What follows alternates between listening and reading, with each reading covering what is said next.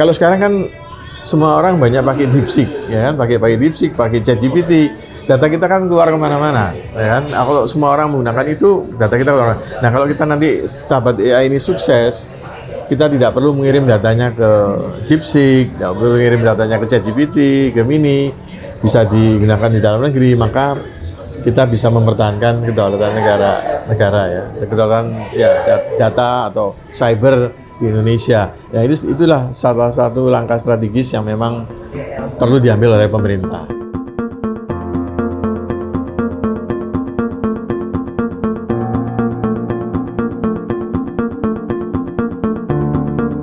Halo Sobat Inti, kembali lagi di Inti Talk. Pada episode kali ini kita akan membahas mengenai potensi dan arah masa depan Big Data di Indonesia.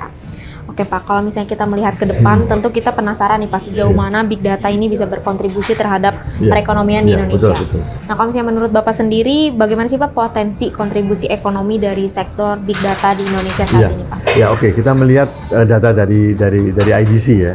Data dari IDC itu mengatakan bahwa pasar Big Data di Indonesia, terutama kita bicara mengenai Big Data analitiknya ya, mengenai softwarenya gitu ya. Nah itu diperkirakan tumbuh sekitar 12,4% pertumbuhannya. Itu dari tahun 2001 sampai 2026 itu sekitar 12,4%. Jadi cukup tinggi.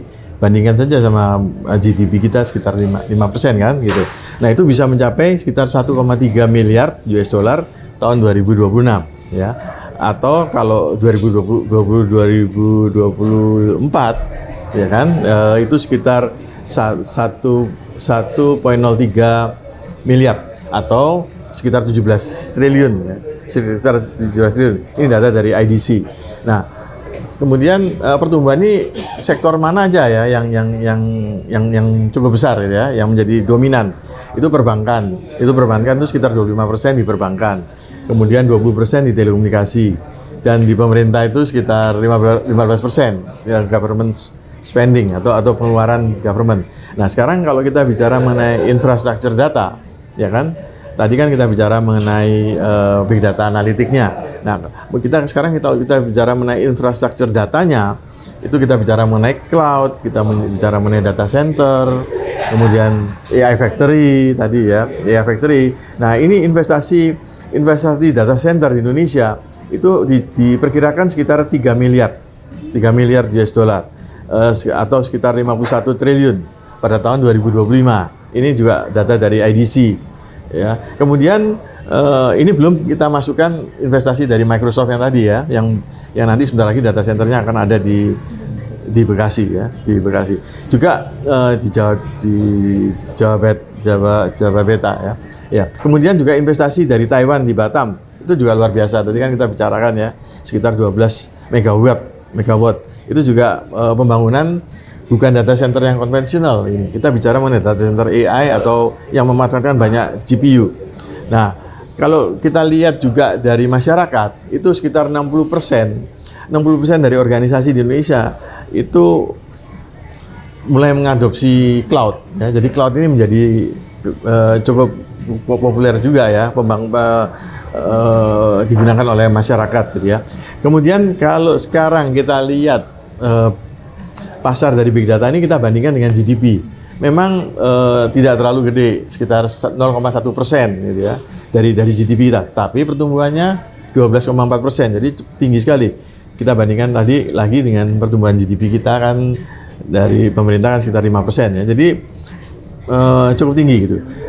Kemudian apalagi kalau kita tambah lagi dengan ini baru yang tadi big data analitik ya, yang 0,1% ini.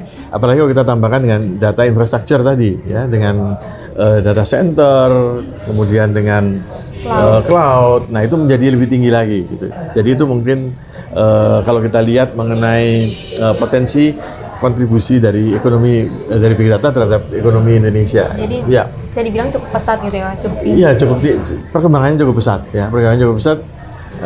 Karena kita hanya bicara baru big data kan, belum keseluruhan sektor IT ya, sektor IT. Jadi untuk big data saja sudah pesat ini gitu baru ya, Pak? big data saja ya. Belum kita bicara mengenai AI-nya sendiri gitu ya. Untuk cloud-nya sendiri gitu ya. Ya, cloud-nya juga gitu ya. Ya. Pak Rudi, kalau misalnya kita melihat potensi ekonomi sekarang sangat besar gitu ya Pak ya, tentu akan ada banyak inovasi yang mempengaruhi pasarnya. Apa saja sih Pak tren atau inovasi yang menurut Abdi akan membentuk masa depan Big Data di Indonesia? Ya, kita melihat beberapa inovasi yang sangat penting di Big Data ya, terutama yang kaitannya dengan kita sebutnya demokratisasi data. Demokratisasi data itu bisa dipakai oleh semua pihak.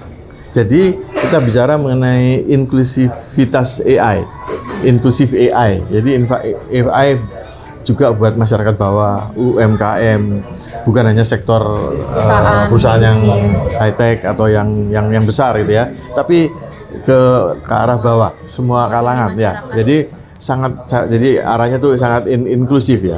Nah itu banyak sekali tren-tren misalnya seperti tentu saja yang paling gampang ya kita lihat memanfaatkan ChatGPT, itu hampir semua orang bisa menggunakannya kan. DeepSeek dari Tiongkok ya, DeepSeek, ChatGPT, Gemini, banyak sekali.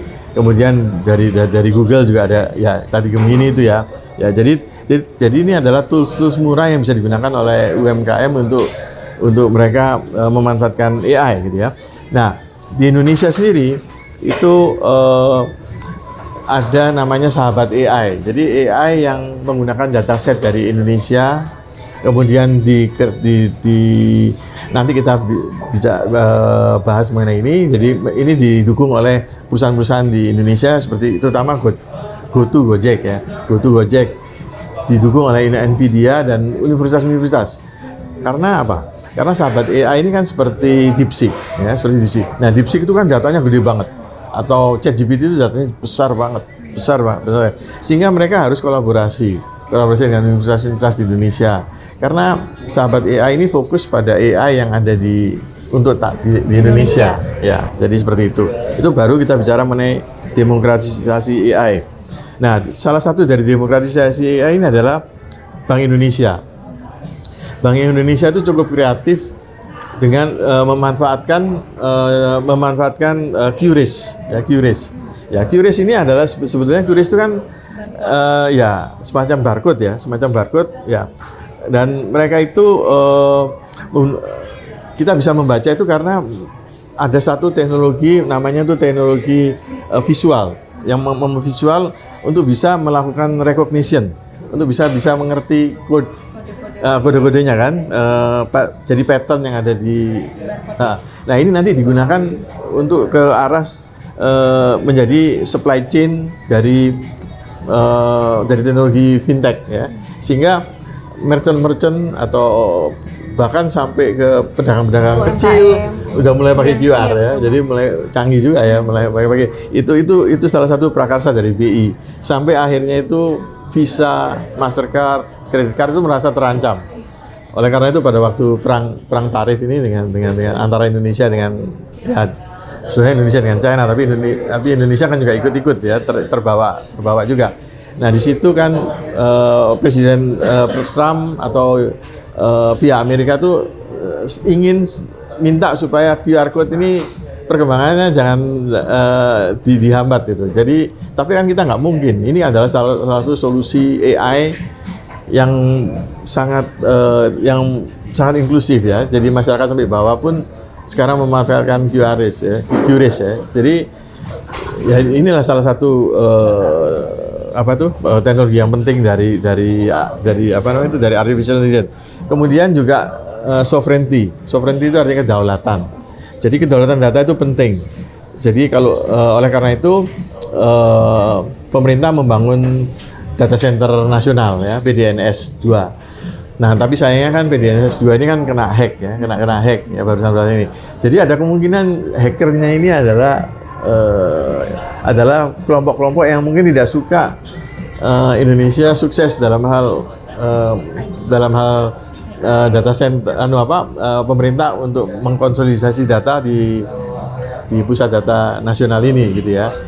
Ya itu mungkin kita berpikir sekarang kemungkinannya adalah memang ada pihak-pihak yang tidak suka suksesnya dari kedaulatan data Indonesia ini ya. Karena kalau berhasil semua data pemerintah tuh ada di PDNS 2.